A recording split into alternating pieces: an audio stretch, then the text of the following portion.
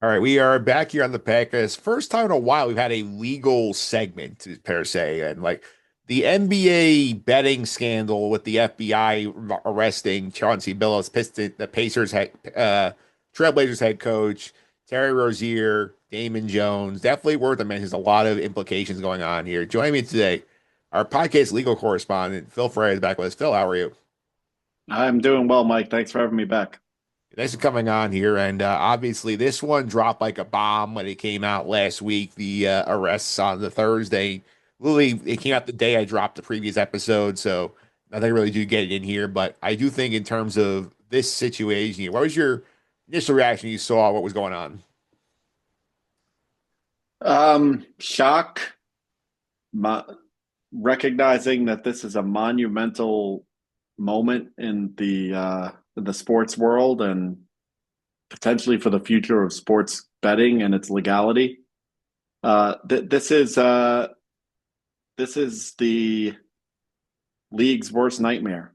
There's no other way to put it. The cardinal sin in all professional sports is gambling, and that's more so than PEDs or any of the other scandals you've seen over the years. And it's because what separates professional sports from non-professional sports entertainment, so to speak, like for instance, professional wrestling, is the element of chance. These games they're not rigged.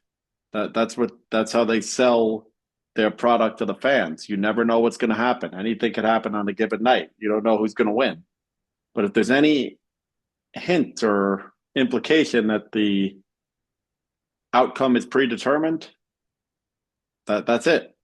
Baseball, as many people know from reading the history books, when they had the Black Sox scandal, that was almost the end of professional sports in America. Yeah. Babe Ruth really saved baseball and all professional sports, but this is dangerous, dangerous stuff. It is. And the NBA had this issue back in like 2007 with the whole Tim Donaghy scandal where like he was a referee who was basically like working with gamblers to to help like try and steer games some ways. And notably, there's always been he was one of the referees in 2002 Western Conference Finals of the Kings and the Lakers that had a very shady game 6 go the Lakers' way when they were in big trouble. So like that's the kind of thing that the NBA has wrestled with before. And I know like there've always been these jokes about, ha ha, they rigged the lottery for Cooper Flag to go to Dallas after they sent the Lakers Luka Doncic. But this is a whole different level. Yeah, what's different here than the jokes about the rig lottery or even the referee situation is these are players and coaches. They have more of a direct impact on the game than a referee does or than the league does by even if you do believe the league orchestrates the draft, which I don't. But this is direct impact on a game when it's player. Yeah. And I want to start with Chauncey Billups because obviously we know him, NBA champion with the Pistons. He's a coach for the Trailblazers right now. He played on the Knicks towards the end of his career. Like he is not as much involved in the direct gambling situation here. He's in like a very odd mafia-esque deal where like he's in rigged poker games. He's hosting like fronts for the mafia, basically. Like, what do we know about what's going on with Billups? So yeah, so what we're seeing with Billups is apparently he got in with a bad crowd with the mafia, and they are using his fame and publicity to keep victims at these poker tables. So to take a step back, according to the FBI, the mafia was running a rigged poker game where essentially the card shuffling machine was bugged such that it would report the best hands to an outside source, and they would use signals and so forth to let the players know what hands were at the table. But according to the FBI, Phillips was in on that, and his role in the scheme was kind of to keep players at the table by using his publicity to essentially starstrike them. Now, you might say, well, all right, what does that have to do with basketball? And the answer is, not that much.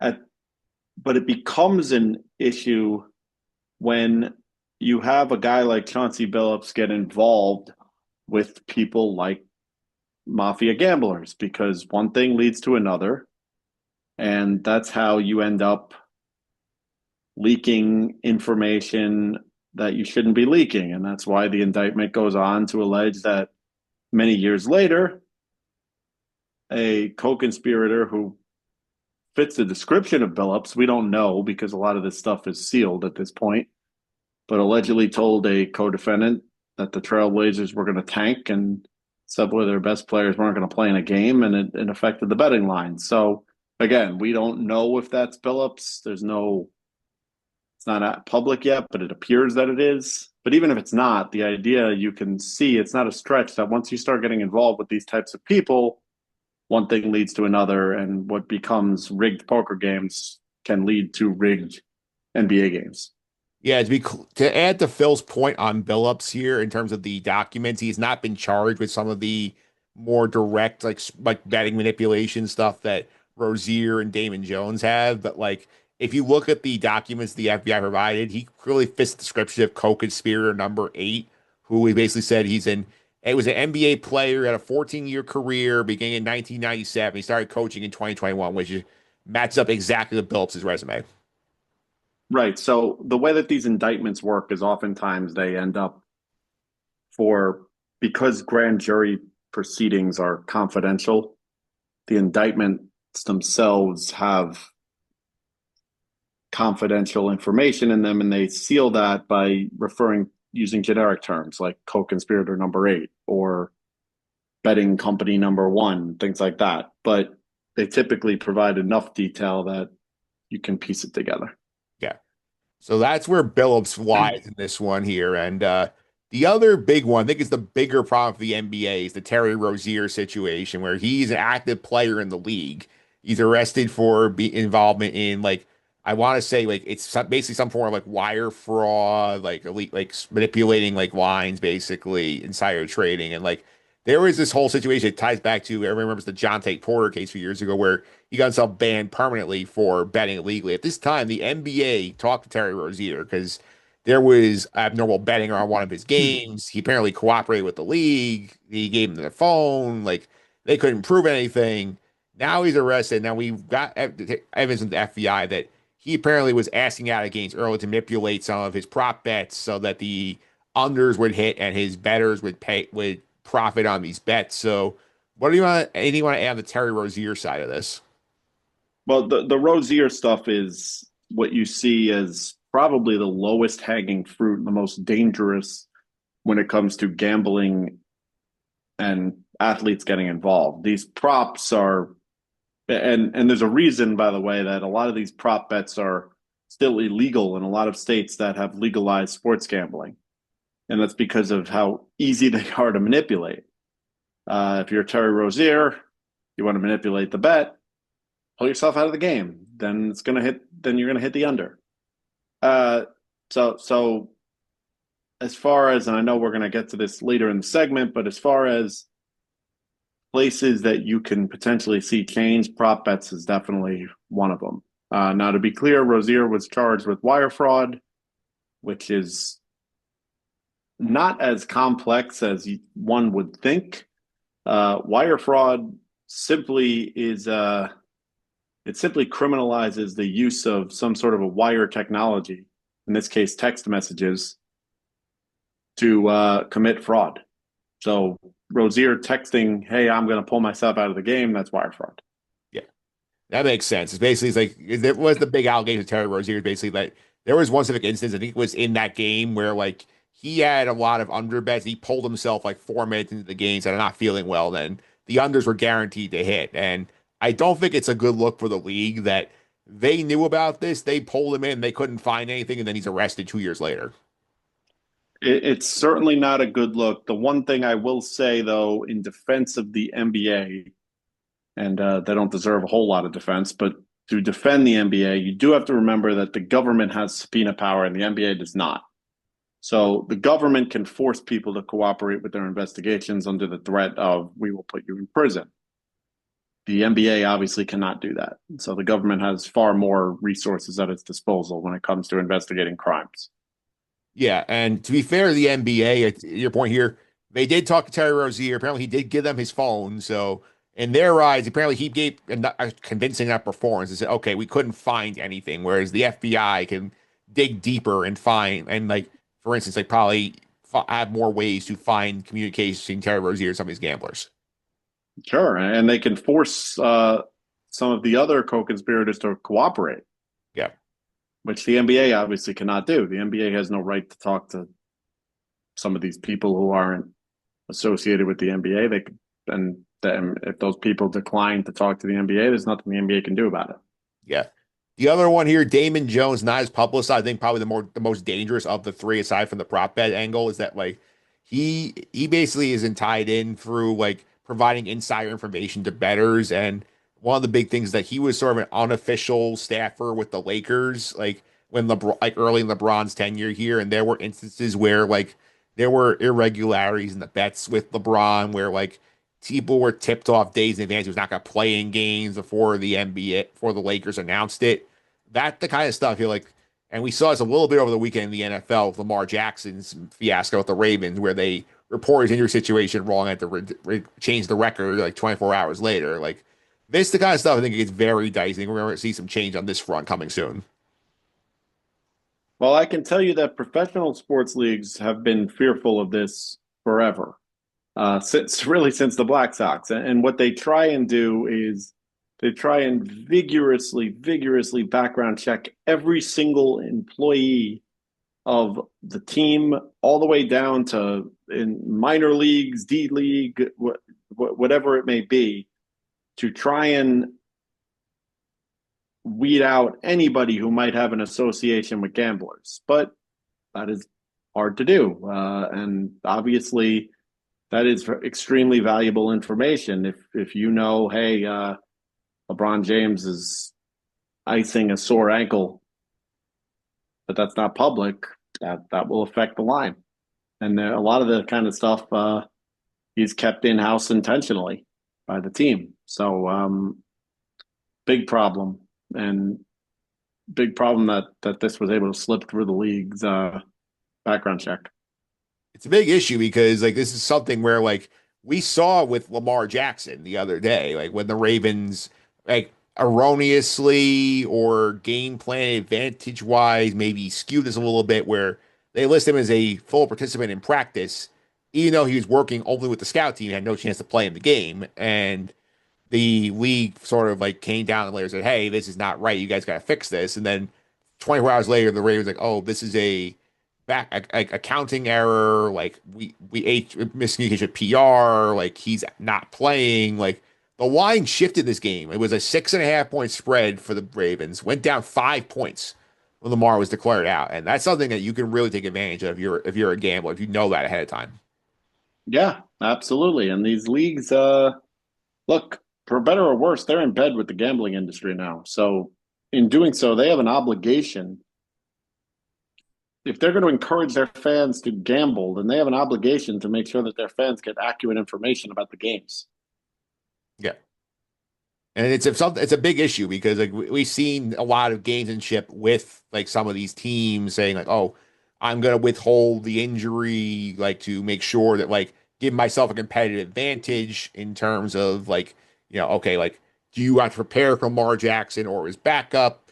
If you're the Jets, I'm not telling you who my quarterback is because I have like one guy with a knee injury. Like I feel like this is gonna start getting pushed that we're gonna get legislation like from the leagues themselves saying we need more transparency on the injury. Maybe the league takes a role in this. It's sort of like, okay, we need an honest assessment to be as transparent as possible with these injuries, and we don't get accused of like hiding information, having people like insider trading essentially with the betting with the injury information. I think that's correct. Let's be honest. The injury report in football, for instance, the only reason it exists is gamblers. Yeah, That's why the injury report is a thing. So if you're going to put yourself, again, if you're going to go in bed with gamblers, you have an obligation to get accurate information. That's simple. Yeah, I know the NBA. Adam Silver said that like one of the reasons why like, he was one of the forefronts of this once the government sort of like once the Supreme Court struck down the ruling banning like sports betting from like anywhere outside of Vegas or like casinos in Jersey. Like one of the things is like we want to be in bed with the get with the books because we give them a service by being affiliated with them and they can provide us information so we can track where leaks are coming from, which does make sense to a degree. Whereas like they are the ones who can see, okay, there's irregular betting going on over here. Like, why is there a $50,000 bet coming in on this guy hitting like playing like hitting under two threes in a game when he's a regular starter? That stuff they can keep track of. But I think the prop bet itself is a slippery slope. And I think like we'll see some movement. I know the Players Association MLB is not thrilled with the prop bets right now either. So like I wonder if we're going heading towards a world where we just see prop bets in general like be pushed to be banned. That's so I said that earlier in the segment, and I think that's the most likely area of legislation Yeah. is that prop bets will be outlawed, as they already are in a number of jurisdictions where gambling is legal. Yeah. Because as you said before, it's very easy to manipulate the prop bet compared to like if you're trying to get the whole team to not perform, that's a very hard thing to pull off. But it's very easy for somebody to go a vulnerable individual who has maybe, a lot of debts or like maybe like has some like issues that need extra money for, or just like as a taste for fancier things. Like, say, okay, like if you like, pay us off, you'll get a cut and take yourself out so we can cash in on these unders. Yeah, exactly. Yeah, It's too easy to manipulate. it is too easy to manipulate here. I do think a couple other things worth noting here in this situation. Adam Silver was asked by Congress to provide more information on this scandal here. I feel like we've seen this before with MLB. You do not want your commissioner having to deal with Congress if possible. This is not good for the NBA. No, not at all. But you can understand why Congress is interested in this. This is a sports betting is an enormous industry in the United States, and it's now a legal industry, and Congress knows that their constituents are participating in betting, and they want to know that the bets they're making are fair. Yeah. So I understand why Congress would get involved here. And no, this is not good for the NBA. This is a devastating moment for the NBA and for the sports books. By the way, Yeah. sports books are going to be they have some risk here too. Yeah. So, like, what do you think they're specifically asking for out of Adam Silver here? Because, like, the requests seem very vague. Like, we just want more information. I think it's more of an informational thing. I'm not sure if much will come with it legally, but the more information they can put out there, the better for the public, really, just to know what happened here. And I think they're trying to probably instill public confidence that this is not all a scam. Yeah. I think that would be definitely something you'd be interested in if you were a congressional person here. I talk about some of the legals here. Like, in terms of Rozier and Billups and Damon Jones here, like, even if they're cleared, I find it hard to believe that any of them are in the NBA anytime soon. Well, they, in my opinion, all three of them should be banned from the NBA for life. Yeah. If the allegations against them have any truth to them. Yeah. Um, because like I started the segment off, this is the cardinal sin. You cannot gamble if you're a professional athlete, particularly on the sport and on the games in which you are playing. Yeah. That's what Rozier is alleged to have done. That's what Damon Jones alleged to have done, and even Billups is, I believe, alleged to have done that as co-conspirator number 8. I guess I'm not sure, but that's got to be a lifelong ban, in my opinion. I find it hard to believe, even if they are clear, that anybody's going to go near them, considering that they've been tied to this. As far as teams, I agree with you, Yeah. but I think the league needs to come out and make a statement. Yeah. And do you think like this is obviously, I think for me, this might be the tip of the iceberg because especially having this sort of spillover with the Lamar Jackson injury thing and all the chaos that's come with that, like I think we're heading to more regulation in some form of the sports betting landscape. I feel like this sort of is a wake up call where say, hey, like we can't be all willy nilly. Oh my God, here's like ads of every game. Like, here's a here's like a Jimmy Kimmel's favorite prop bet, or here is John Jastrzemski's parlay of the week. I feel like you're gonna get like more like regulation on the betting world. Well, it's hard to say because there's so much money involved. And anytime there's money involved, there's going to be a push against regulation. Yeah, People are making money, they're going to want to continue to make the money. And that's on both sides. That's on the sports book side and the league side. Make no mistake about it, sports leagues benefit from gambling. And Adam Silver can say it's because it allows us to better monitor. I mean, that may be one of the ancillary benefits, but the big benefit is it draws more eyes to the TV. There's more attention. People care more about games that they bet on. There are the diehard fans like you and I who are going to watch our team no matter what, but there are a lot of people who are not going to watch the game unless they have some money on the game. So there's a lot of money there, and that makes regulation difficult. But I do think that you could see some regulatory action, such as restrictions on prop bets. yeah, I don't think sports gambling is going away. I think it's here to stay. yeah. I don't think it's going anywhere. What I'm saying is I think there might be more restrictions like what kinds of bets books can offer. I think that's the way I'm gonna put it. Yes, I agree. I think prop bets are probably if anything's going to go, they're the first to go. Yeah, I think it's like anything they're gonna look at is like anything that's easy, it's easy to manipulate, like as well. It's like I think, and obviously, I think like hitting 3 home runs in a game, like that, like a guy homering in a game is not the same as like, okay, I can just take myself out of the game of the NBA game, where like I can just like pull myself out of a football game. I think like those are harder to regulate. Right, but let's use your example. No sports book's going to set the line. Aaron Judge home runs in the game 3, Right. right? No one's going to set that line because it would be the under almost every night. Yeah. So normally, whatever the line is set at, yeah, if Aaron Judge says, you know what, um, sorry, Booney, I'm really just feeling a little tight. I got to take my last at bat. You could see that in a baseball game. Yeah. And to be clear, I have no evidence that Aaron Judge is involved in this. I'm using him as an example. Yeah. But that would be very easy, and it's the kind of thing that you almost wouldn't even notice.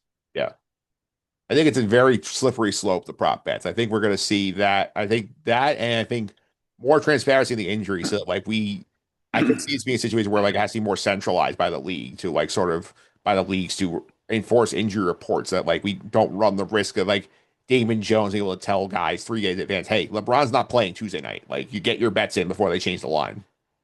Yes, I think that could happen, and I know that is something that sports leagues have always been concerned about. Though was those kinds of leaks because there are a lot of information about things that go on in a locker room that you and I and the rest of the fans are not privy to, and it's not always just injuries.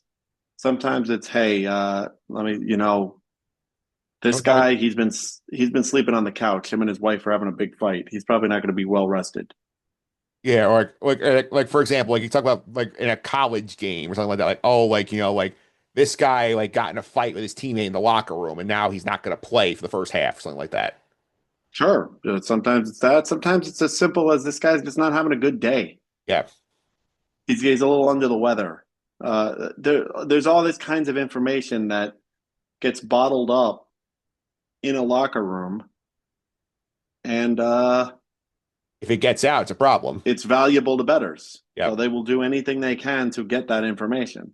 yeah, So yes, maybe a situation where the league takes more control over some of the information. I mean, some of it is genuinely private, and I'm sure the players' union don't want isn't going to want to report anytime so and so has a fight with his wife. But yeah. yeah, you know what? My ankle's hurting me. That maybe that's got to be public information.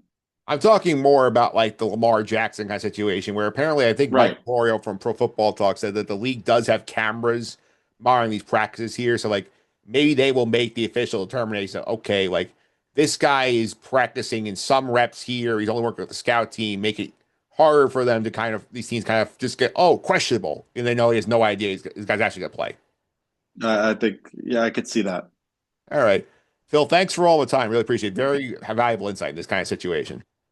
Yeah, absolutely. We should keep a close eye on this too, because I'm fearful that this is just the tip of the iceberg.